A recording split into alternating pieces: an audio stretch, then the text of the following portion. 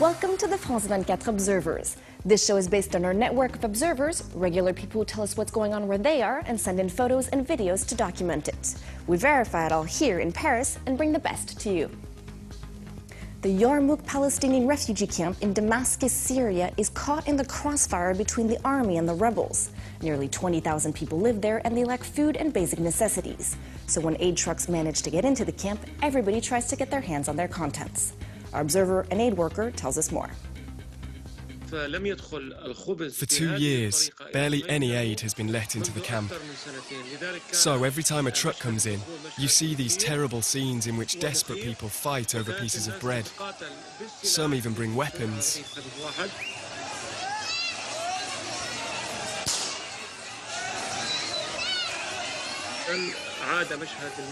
Only very rarely are aid organisations allowed to go into the camp. We often can't go in for weeks at a time, so the people are famished. In recent days, several people have died of hunger. Many are sick because they're forced to drink dirty water. Getting aid into the Yarmouk camp first means negotiating with both parties in the current conflict. Members of our campaign, Al Wafa, have been able to go to Syria a dozen times, and we've gotten into the camp 6 times. Each time we've distributed canned food, water and bread. At the moment, we've got lots of food stocked in Damascus, ready to be distributed. Every day we're told we'll soon be able to enter the camp again, so we wait. In the past, we've often shown you videos of brutal arrests, but this time the victim is a 9-year-old child who had just run away from a foster home. The video you're about to see shocked many people in Sweden and raises questions about the training that private security guards receive there. Observer Omar explains. He's 9 years old, refugee kid from Syria. We see a lot of violence, unnecessary violence towards a child. You can see the security guard holding the child's mouth, and actually what he's doing is he's actually preventing him to breathe. The security guard, they work in restaurants, they work in banks, they work in a lot of different environments. They have as much power as the police, but they only have like 80-hour training.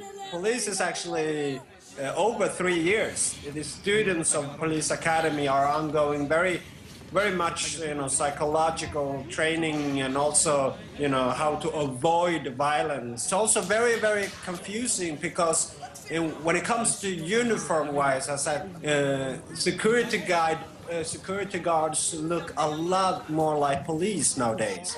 There are statistics shown about police brutality in Sweden. When it comes to security guard, there is no statistics shown how many security guard abusing their power when it comes to violence.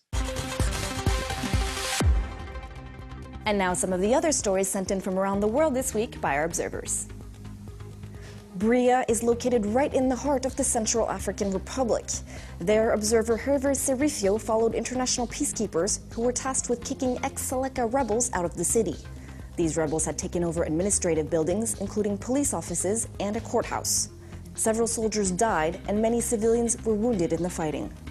Though the rebels say they'll return, civil servants are slowly returning to work and they hope to bring order back to Bria.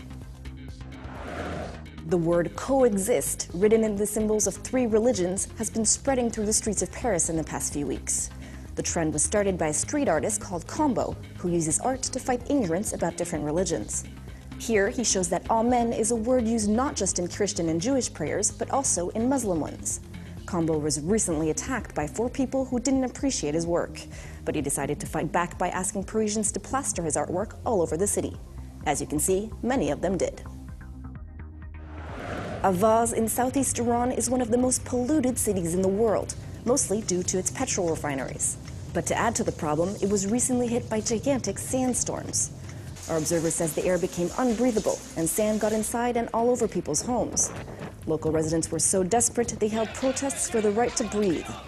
They want the authorities to do something to lessen the pollution, but in the meantime, they'll have to rely on their face masks. That's all for this week, but as always, you can find more reports from our observers on our website, where you too can sign up to become an observer. See you next time.